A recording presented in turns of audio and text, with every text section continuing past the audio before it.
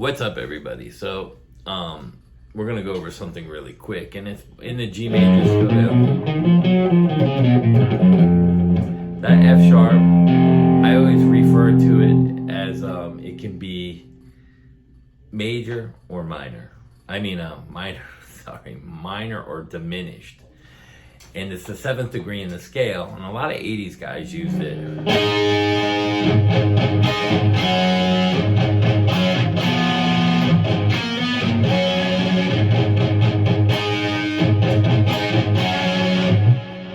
They would use that chord and throw the diminished note on there.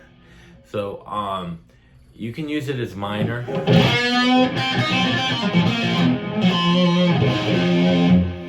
it has that minor third in there.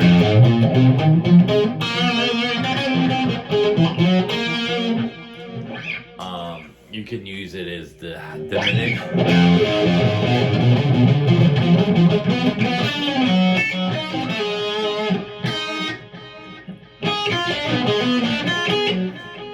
That's the Ingve lick.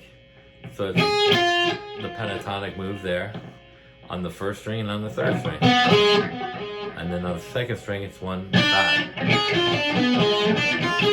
And you slide your first to the pinky, first to the pinky, or pinky to the first, pinky to the first, so you hit the F sharp again. But you don't have to end on the F sharp. You can end it here.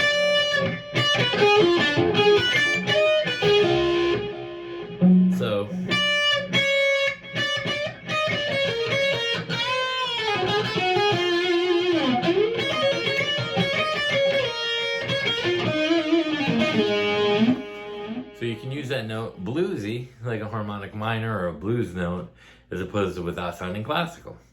So that's the whole point of this.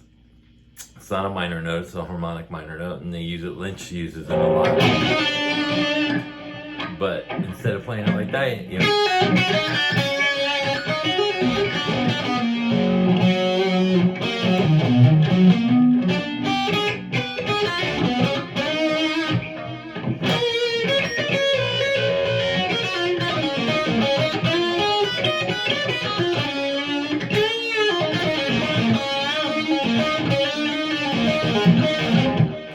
There's all kinds of ways to use it. So it's not about just having great technique, it's how you apply it. So that's what this whole lesson's about, and to explain what that is. And if you look at the diminished part of it, if you do the minor pentatonic thing, the minor third, you move it up one and drop it a string, move it up one, drop it a string, move it up one, drop it a string. And when you get to the third, because the tuning's different, you're gonna move it up a whole step and then a half again.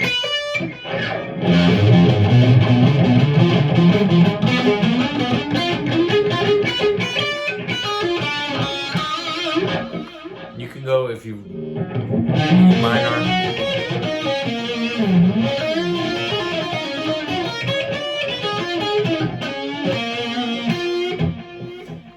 again, I went in E minor arpeggio into the diminished, and it's and mix them to create a different sound as opposed to the classical sound.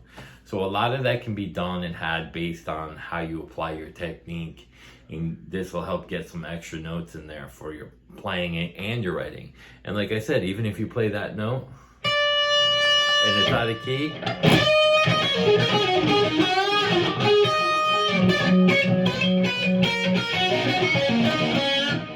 chromatic.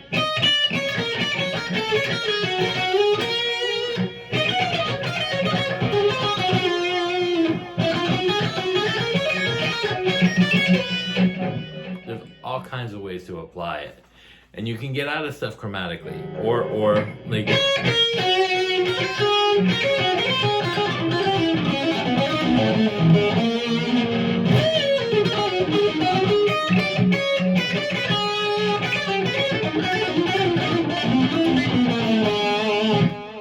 There's all kinds of ways to get in and out of scales.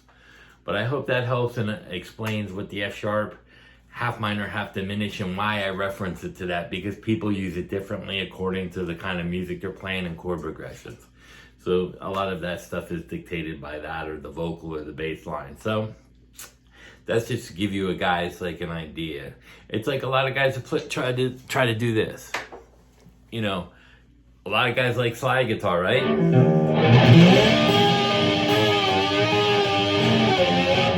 Why doesn't that sound good when you play it like that? Slide guitar is made for open tuning. So you have to be careful of what you're doing and apply the technique in a different way. You can still play slide on standard, but you got to be watching your notes. So like if you play them up on the higher register,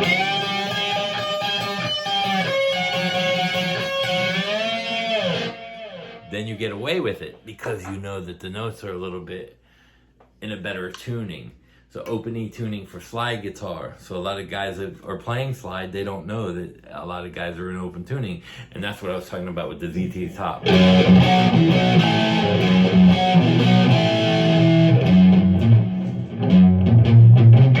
So anyway, and I had a lesson on that, but the open tuning is for slide guitar players. You can do it in standard, but your note choices will be different to create that sound. So it's, again, not your technique, but how you apply it. And the best way I can explain that is if I've seen a lot of martial artists who were great on paper and they look great when they're not fighting anyone, and then they get their asses whipped. 5th-degree black belts. Why? They don't have no experience in fighting people in real time with real fighters who hit back. You have to fight. And that's why they do sparring. But sparring, unless you're in a ring and you're going full contact with a mouthpiece, even sparring is very limited. You're pulling your punches, and so your speed isn't. You have to fight all out to know what real fighting is, and that's like guitar. If you learn guitar and you learn it all out, then you'll know what it is, and you can apply whatever technique the way you want to apply it to whatever genre of music you want. That's the huge advantage. So the more you know, like the diminished, some people might go, I don't like the diminished. Yeah, but know it so that you don't hit those notes that you don't like. There's always a reason not to learn it also. Because if you hear something, you go, I don't like the way that sounds.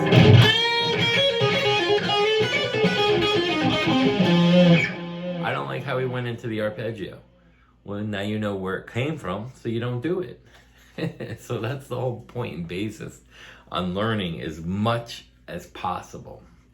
And it's all scales. Again, I'll say it a million times. Chords come from scales. You have been taught wrong. Chords come from scale notes, which were, the whole major scale was redone by an Italian monk. It wasn't Spanish guitar, it was a vocalist. The vocal scale, do, re, mi, fa, sol, la.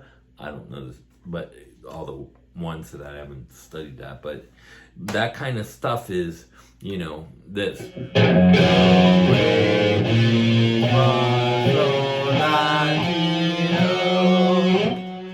so those are the notes from the scale. That was the vocal scale that was created, and that's why we have these notes and the tunings we have now from a vocalist.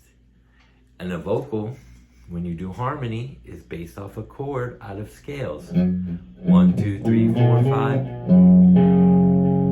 1, 2, 3, 4. 1, 2, 3. Major, minor. 1, 2, 3. There's the octave in the chord. So if you're creating harmonies vocally, someone's going to hit this note. G, D. Dependent major, minor. Those create vocal harmonies. That's why it's so important to learn your scales, even vocally. And when you're playing guitar and you're singing backup, now you understand 1, 2, 3, a 1, a 5, and a 3. And what's that called? Major triad or minor triad. There you go. That's how vocals are created. That's how chords are created. And now you understand what a triad is. It's a 1, 3, 5. Peace.